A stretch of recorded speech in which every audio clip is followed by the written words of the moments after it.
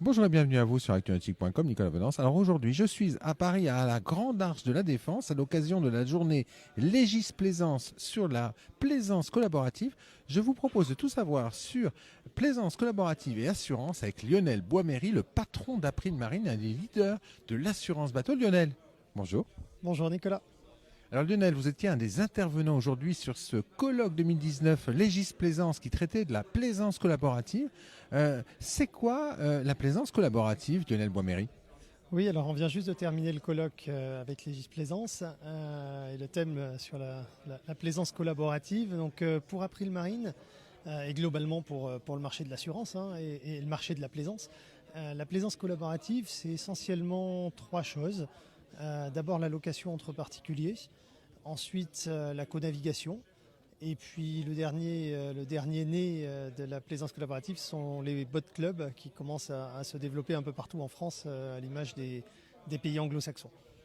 C'est quoi les problèmes d'assurance relative à cette plaisance collaborative? On va penser déjà à la location entre particuliers. Oui, alors ce sont des problématiques très particulières, si on peut dire ça comme ça. C'est que, en fait, techniquement, on n'est plus dans de la plaisance. Si on commence à parler justement de location entre particuliers, on est davantage dans de l'usage lucratif du bateau, ce qui a un impact sur la police d'assurance, puisqu'il faut que, il faut que le contrat couvre l'usage locatif pendant la période où le bateau est mis en location. Donc ce sont des contrats qui sont avec des extensions location. On ne peut pas garder son contrat standard en l'état, c'est-à-dire on est amené soit à prendre une extension qui est ponctuelle, qui est temporaire, soit à prendre une extension annuelle pour couvrir le bateau. C'est quelque chose d'obligatoire. Alors, c'est pas quelque chose d'obligatoire puisque l'assurance en plaisance n'est pas obligatoire, mais c'est plus que recommandé et presque obligatoire et bien évidemment parce que alors déjà les plateformes l'obligent parce qu'il faut quand même qu'il y ait une RC quand on fait ça, mais le sujet c'est que quand on met le bateau en location, il y a beaucoup plus de risques évidemment puisque le propriétaire ne connaît pas l'utilisateur pardon ne connaît pas le bateau, et puis en plus il y a la question de la responsabilité entre celui qui loue le bateau et celui qui l'utilise. Donc oui, c'est un gros sujet d'assurance en tout cas. Alors après, il y a tout ce qui concerne les boat clubs. Alors oui, les boat clubs, ça c'est en termes assurantiels, c'est plutôt facile parce que en termes assurantiels, un boat club c'est très très proche d'un loueur professionnel. Avec une variante qui fait que le sujet est intéressant d'un point de vue assurance, c'est qu'on n'est plus dans une location à des individus pris ponctuellement, mais on est sur une communauté. Et en fait, le principe du boat club, c'est d'avoir des mêmes personnes qui utilisent les mêmes bateaux tout au long de l'année, ou au moins dans une période définie. Ça veut dire que c'est les membres, et non pas les locataires, les membres connaissent les bateaux, ils sont formés, le boat club met généralement les bateaux en main, ce qui veut dire qu'en termes d'assurance, les risques sont assez différents puisqu'on est entre le locataire et le propriétaire. Donc c'est intéressant. On n'a pas encore beaucoup de statistiques là-dessus parce que c'est un marché qui débute en France, mais on peut imaginer que ce sera plutôt un risque différent et certainement meilleur. Alors enfin, il y a la co-navigation. Ouais, alors la co-navigation, pareil, un autre sujet qui est très sympa dans la navigation collaborative. La co-navigation, c'est le fait de partager un bateau en restant. C'est le propriétaire qui propose de partager un trajet. Alors il aurait fait ce trajet, mais il propose de le partager pour un coût modique, puisqu'on parle souvent de partage juste de la caisse de bord.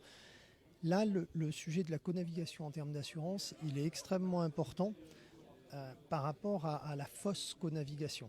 C'est-à-dire, il faut faire très attention. La fausse co-navigation, c'est-à-dire j'affrète un bateau, je fais payer cher la navigation sur mon propre bateau. Là, on se heurte à des sujets de responsabilité, de travail dissimulé, exactement. Parce qu'en fait, il faut évidemment être capitaine de sang ou équivalent si on emmène des gens en mer, si on fait du transport de passagers. Et là, en fait, si on fait de la co-navigation déguisée, on s'expose à des problèmes juridiques lourds. Et on s'expose aussi à des problèmes assurantiels lourds parce que dans ce cadre-là, la police d'assurance ne couvrira pas le bateau. En revanche, si on est dans de la vraie co-navigation avec un partage des coûts, là nos polices d'assurance couvrent l'utilisateur et couvrent le propriétaire du bateau, y compris sur l'assistance, ce qui permet d'avoir une vraie police complète. Alors concrètement, Lionel Boisméry, chez April Marine, qu'est-ce que vous avez développé dans le domaine des couvertures, des polices d'assurance pour les adeptes de la plaisance collaborative? Alors on a développé plusieurs choses puisqu'on a été, depuis 2014, on a été impliqué dans la plaisance collaborative avec à l'époque Butterfly, avec des sites comme Boat&New, avec, alors plus récent, Boat&New, avec le Beneteau Boat Club. Si on prend la location entre particuliers, on a mis en place des polices qui permettent de couvrir justement l'usage en temporaire et annuel de l'usage locatif du bateau, en incluant notamment l'assistance à quai et en mer, qui est une de nos spécificités qui est fondamentale dans l'assurance plaisance. Nous, notre police va couvrir, dans certaines limites évidemment, mais va couvrir l'usage, l'assistance dans ce cas d'usage. C'est hyper important parce qu'il faut savoir qu'en location entre particuliers, le loueur se retrouve à devoir éventuellement assister son client, son locataire, alors qu'il n'est pas du tout équipé comme le serait un loueur professionnel. Ça, c'est pour la location entre particuliers. Pour le Beneteau Boat Club, on a mis en place une police spécifique avec des tarifs spécifiques et des couvertures spécifiques.